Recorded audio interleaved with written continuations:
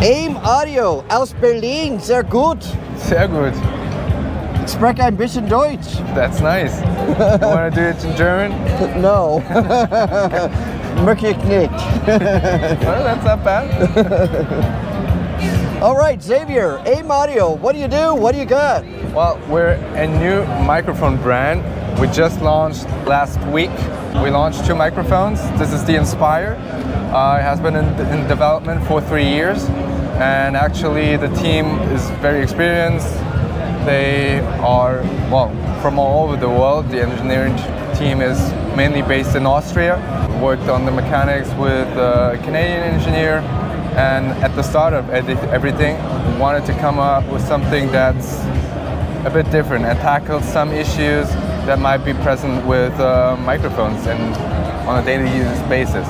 So what kind of uses would you recommend for this particular Actually, microphone? we feel really that it's a multi-purpose microphone, and the way we went about it is we built up a large panel of studio engineers, producers, musicians, and asked them what their troubles were with the microphones they've been using. And so just for the voicing alone, we had a prototype unit where we swapped out the capsules and had double blind tests just to get a feel in which direction we needed to go. And we absolutely didn't want to shoot for any reference from the get-go, but kind of keep a fresh perspective in the whole process of the development. So when you buy the mic, I assume you get the shock mount with it. Yeah, you do. It requires phantom power. Yeah, it does. And what patterns? I see we have some pattern options on there. Exactly. So here you have 5 polar patterns to choose from. An omni, wide cardioid, cardioid, hypercardioid, and figure 8. All right. And now we're basically already coming to the things that we wanted to include. For the cardioid patterns, you're actually able to flip the direction it's facing from facing the front to facing the back. Oh, really? By clicking one of these buttons. Right now it's facing the front. Now it's repolarizing the capsule and facing the back of it. So that was that's actually one unique. Yeah, that's pretty the unique. pain points was if I want to use it for a singer, I'm setting it up, singing myself. This would be the layout we need, right? But if I'm miking an amp, the amp sits here, right? Right. If I want to have always the access of the controls, the directivity would need to change. So we wanted to include that. Then when it comes to the voicing, apart from choosing a capsule that we now have supplied based on our custom spec, we needed to answer the what? Now that's curved, and I assume that's special that has to go on here. Yeah. But something unique that I just noticed is most of the windscreens are just flat. Yeah. That you're getting all the stuff, so if someone's on the side, you're going to get the spit caught on that. Rather than the flat ones, you're going to get somebody who's still got a liquid path to the actual microphone. Yeah. So that actually solves a problem. That's right. Especially like people tend to move. Right.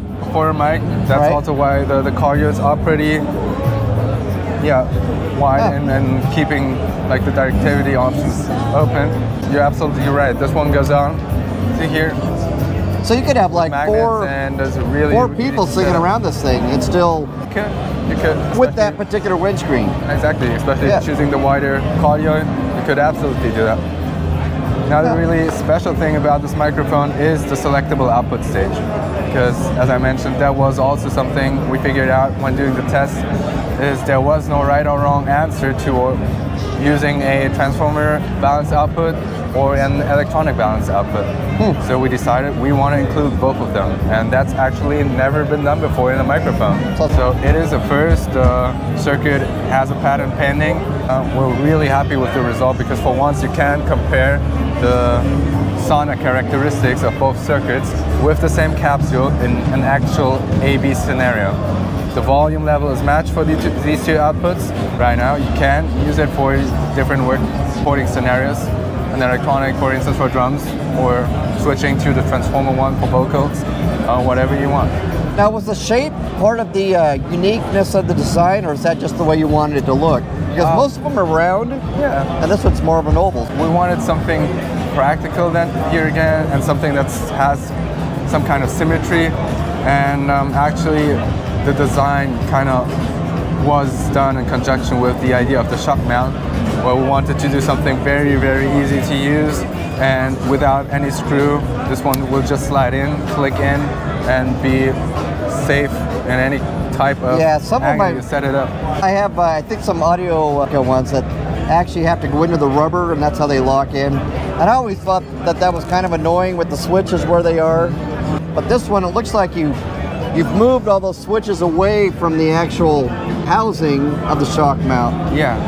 And they're still accessible. Some of the other mics you actually have to take out of the shock mount, make your adjustment, put them back in. That's true. So this one you can leave in. For the shock mount, that's still some more options actually.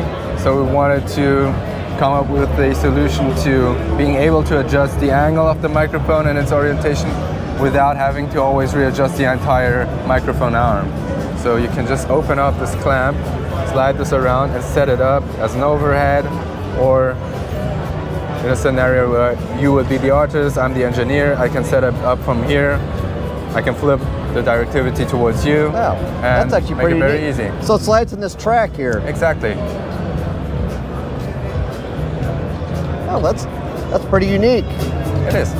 So we just turn this little knob back here in the back, and then we can rotate the mic, you know, to the profile that we want it. Maybe I didn't loosen enough, or maybe I'm going too. There we go. You'll notice, or turn it, or whatever. It is a bit stiff. It's a 3D printed prototype. The first production units just came in this week. We'll work on that. If a dealer buys it, do they buy it from you to direct, or do you have a distributor in the U.S.? We actually are part of a group, including a distributor, ADG, who distributes guitar pedals. Okay. So we'll be using that network and work on our dealer network for the US. Nice. Sounds pretty innovative to me, anyway. Well, some of the things you incorporated there. Good job. Thank you. Thanks for your time. Nice meeting you, Myles. Xavier.